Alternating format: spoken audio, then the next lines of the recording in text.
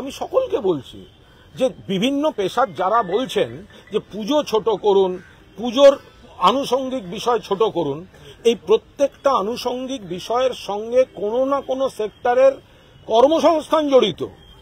আপনি যদি আজকে বলেন একটা অনেক জায়গায় গানের অনুষ্ঠান স্বাভাবিক শোকের পরিবেশে বাতিল করতে হচ্ছে, এটা খুব নিশ্চিত, এটা হতেই পারে, সমর্থন করছি।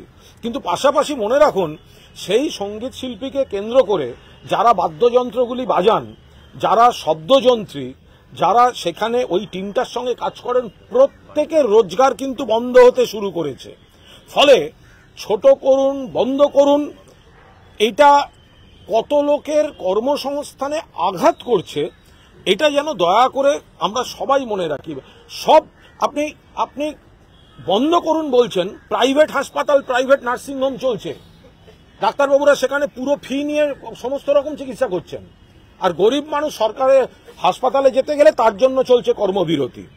আপনি পুজোর উৎসব ছোট করতে বলছেন, ভিড়ে ঠাকুর দেখতে যাবেন না বলছেন, যতগুলি রেস্তোরাঁ বা অন্যান্য দোকান করোনার সময় যে তাদের একটা ভাঁটার টান চলে এসেছিল, কত কর্মচ্যুতি ঘটেছিল, ছাঁটাই করতে হয়েছিল, কারণ বিক্রি নেই, কর্মী রাখতে পারছে না।